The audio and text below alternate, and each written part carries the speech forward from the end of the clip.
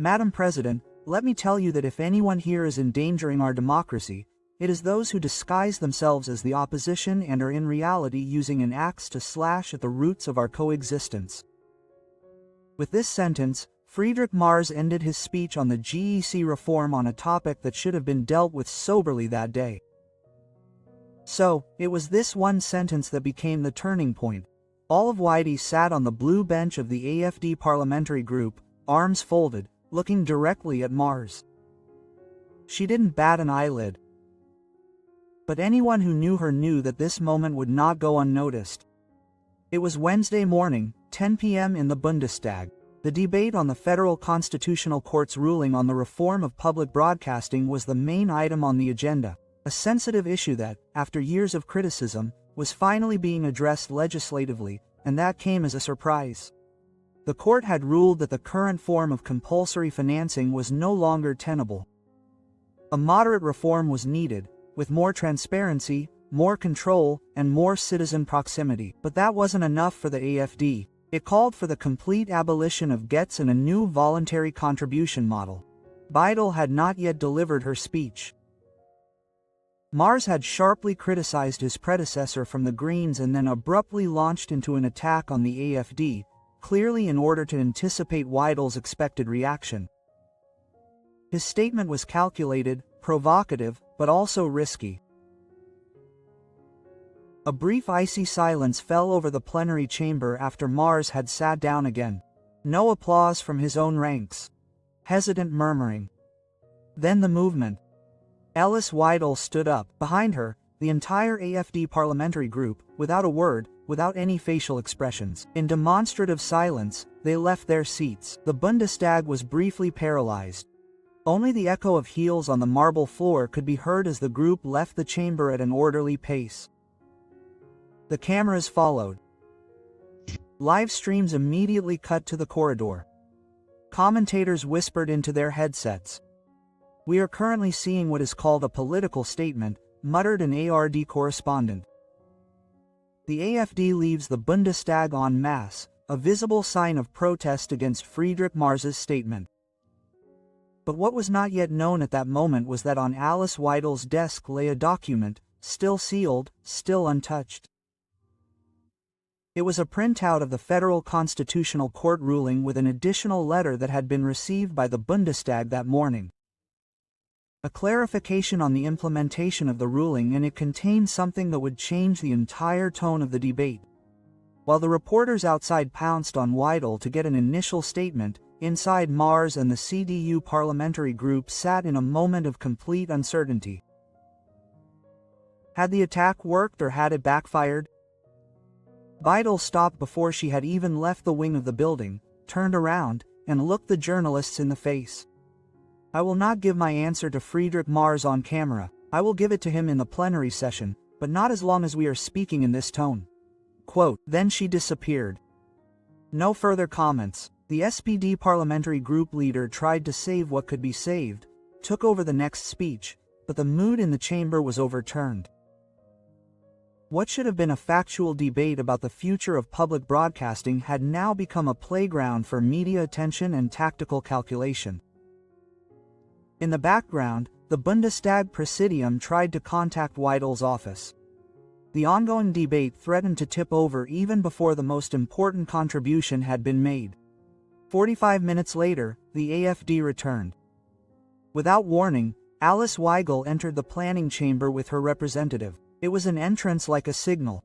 She went straight to the Redner lectern. The president immediately gave her the floor. Apparently, everything had already been coordinated behind the scenes. Weidel began matter-of-factly, quietly, almost too quietly for the microphones. "Esteemed Madam President, esteemed ladies and gentlemen, this is not the first time that we have been insulted in general terms. It will not be the last. But what was said today is no longer just political rhetoric. It is an indirect call for exclusion, supported by a party that was once the backbone of this country." She emphasized the document that no one had seen until then. This is a legal clarification of the ruling of the Federal Constitutional Court. It contains a formulation that has not been quoted here in this House before, and I quote verbatim.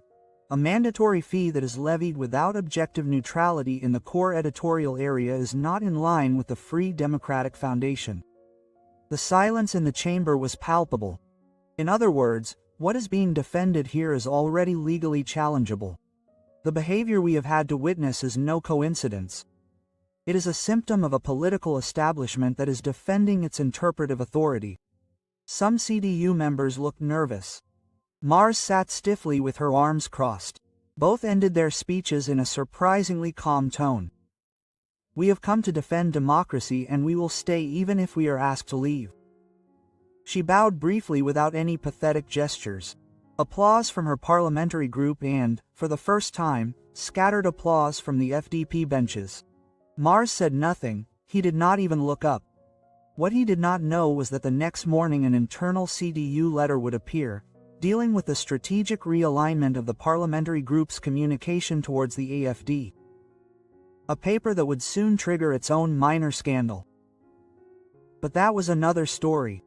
The next morning, the quote from Weidel's speech was everywhere. Not the legal one, not the one from the verdict, but this one sentence. "Quiet and we will stay, even if people wish us out." A sentence that overturned the narrative in the media. Up until now, the exchange of blows between Merz and Weidel had been just another moment in the endless battle for attention in the Bundestag, but now people were talking about something different. A culture of exclusion, parliamentary decency, strategic discrimination, and then came the bombshell. An internal CDU document, which had been distributed to several editorial offices overnight, was suddenly publicly available. The title was Communication Strategy Q4, dealing with populist actors in the Bundestag. Author, CDU employee at the Konrad Adenauer House. Public Relations Department, 2 weeks old. Section 3. The aim is to use targeted provocation to induce the AfD to engage in demonstrative behavior outside the Bundestag between calls and motions in order to relativize subsequent public outrage and portray the parliamentary group as destructive.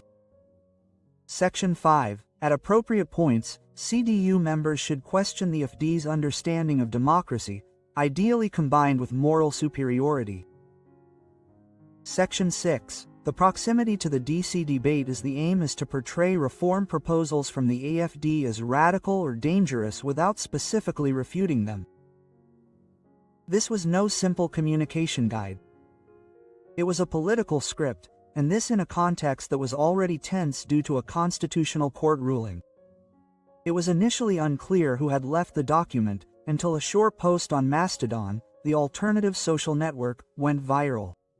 A certain Torben wrote there at 1 o'clock, "I never thought I would share something like this, but I'm no longer part of it." And what happened in the Bundestag today was the last straw. The press quickly identified him.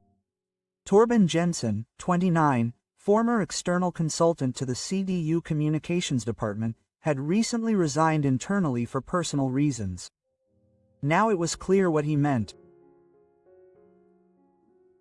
While the CDU tried to save itself with the usual rhetoric, the debate had long since shifted. On the ZDF Morning magazine, a political scientist openly said that if this is true, then a faction has decided not to argue about content, but to strategically outmaneuver opponents. This is not only transparent, it is extremely dangerous. The FDP expressed itself cautiously but clearly. A spokesman said that we call on all factions to be objective. This expressly rules out any planned political staging. Al Weidel responded later in the day with a short but precise statement. "We knew that we were being fought, but the fact that it was put in writing shows that it is no longer a dispute. It is a script against the opposition. And that is not democratic, this is calculated exclusion." On the same day, the AfD parliamentary group filed a motion for an immediate review of party political influence strategies in the Bundestag in connection with the culture of parliamentary debate. A long word, but one of the most searched terms in the media library that evening. And Merz remained silent. He had not spoken publicly since the debate. Press inquiries went unanswered. There was whispering in the Bundestag. Was there an internal dispute? Had he been informed? Had the plan landed on his desk? One of the few CDU members who spoke publicly was a younger member of parliament from Schleswig-Holstein. I think we need to think very carefully about whether this should be our course. Politics is not a production and we are not Lex. This sentence went viral. The clip was viewed over 3 million times. The comments section was divided, but engaged. And then something happened that is rare in today's politics. People suddenly started watching entire Bundestag debates again. Not just snippets, not just headlines, even YouTube trends recorded an increase in live streams from Parliament. On Friday, Alice Weidel went into attack mode in an interview with Deutschlandfunk. Calm, objective, but unmistakable. If the CDU wants to force us out of Parliament through tricks and scripts, then they have not understood Parliament.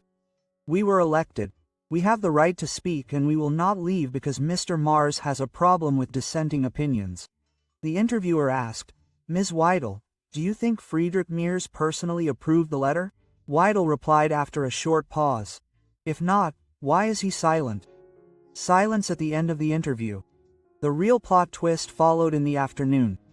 A second previously unknown letter surfaced. Not a CDU document, but one written by a media consultant, addressed to the director of a major public broadcaster.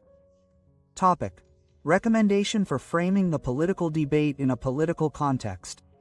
Recommendation to present radical positions in isolation, to emphasize democratically legitimated reforms by established parties. Avoided choice of words, coercion, patronizing, party democracy in the context of fees.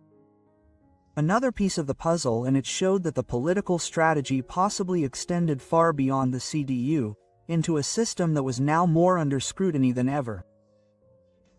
The news hit the Konrad Adenauer house like a punch in the gut. Another media consultant had spoken out, this time not anonymously, but with an open name. Christian Albrecht, formerly a freelance communications strategist, working for politics and broadcasting projects, among other things, published a long statement on LinkedIn. In it, he explained that there was a tacit agreement between politicians and public broadcasters to favor certain narratives and avoid others.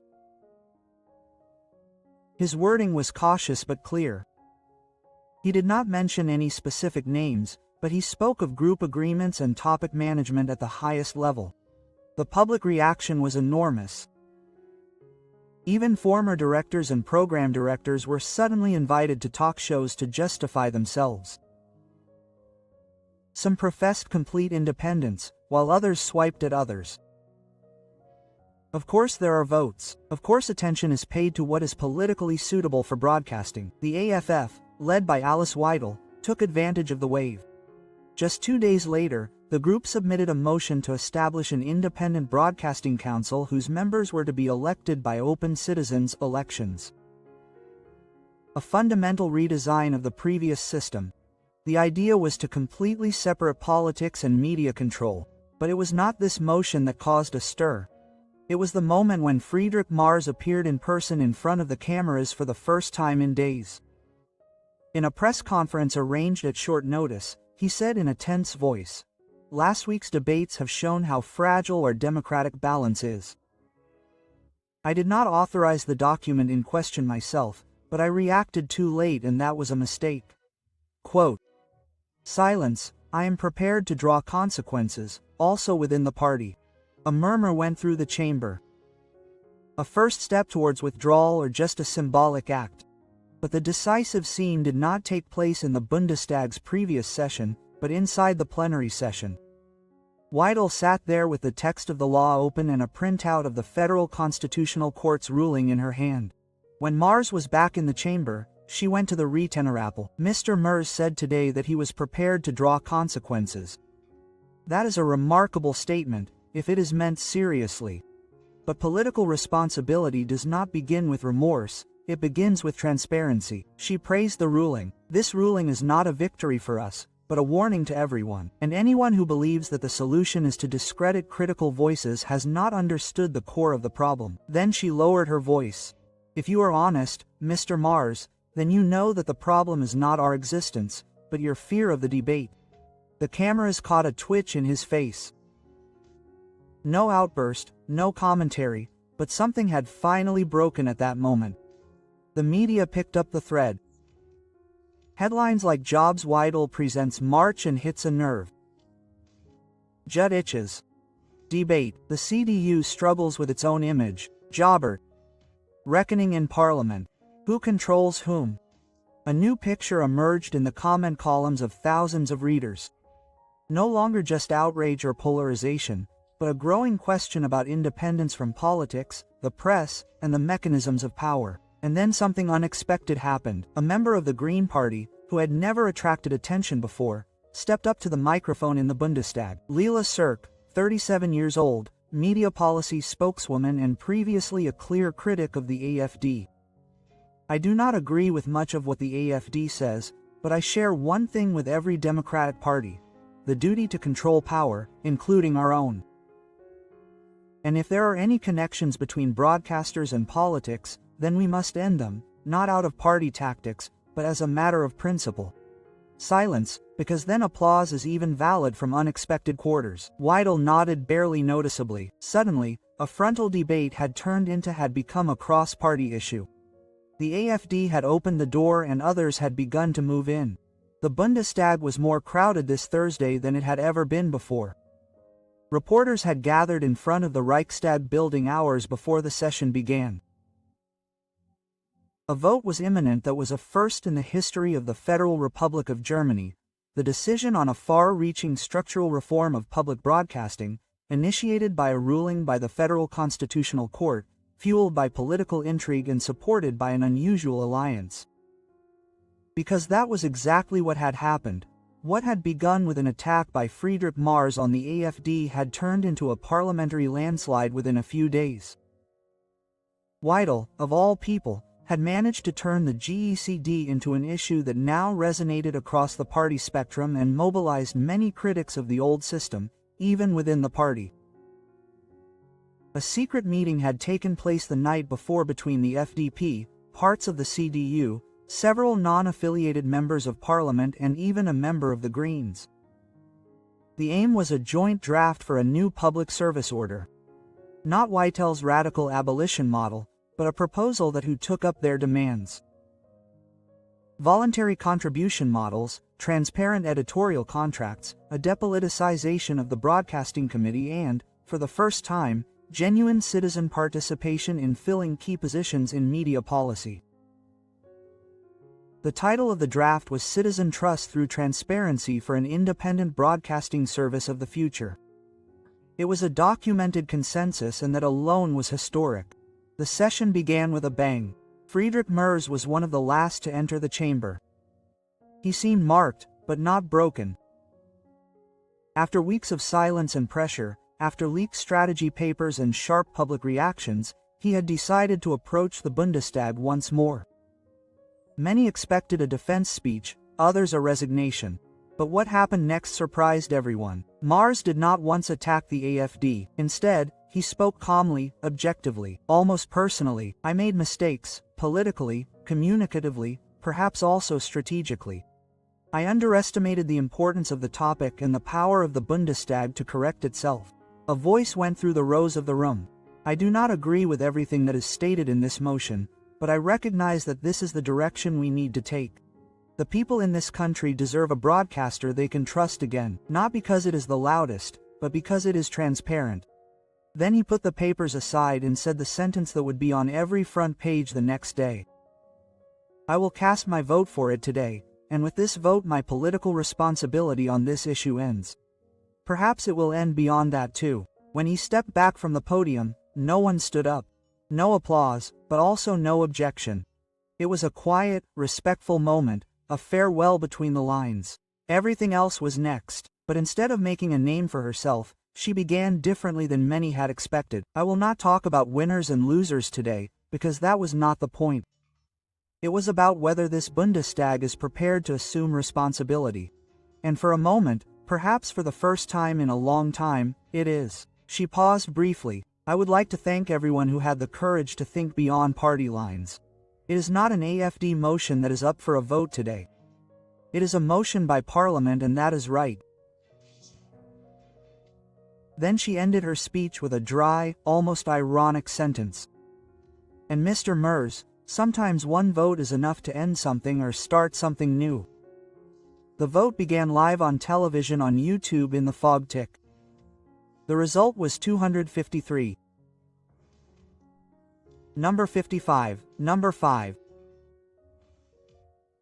Abstentions. The motion was passed. Cheers from the FDP, silent approval from parts of the CDU, embarrassed looks from the Greens and the SPD, which had not taken a clear position. And out there on social media, people were discussing, criticizing, celebrating, and analyzing. But what ran like a common thread through it all was a feeling: participation.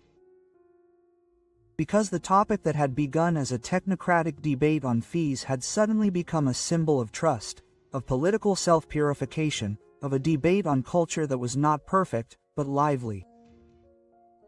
In the evening, Weidel appeared on the Tagesschau. Not as a talk show guest, not in a portrait, but with a factual statement, broadcast without commentary, on an equal footing with other voices. Today, Parliament has shown that democracy can also work when things get loud. Sometimes friction is needed to create clarity. The camera faded out. No comment from the editorial team. Just the next segment, viewer reactions to the reform. Voices from the population. And somewhere on the edge of a crowded Bundestag building stood Friedrich Merz. Alone, without microphones, without a companion. He looked at the screen in the fire where the vote was being repeated, and when his own vote was counted, number 117, he smiled sadly. Whether out of relief or sadness, no one knew.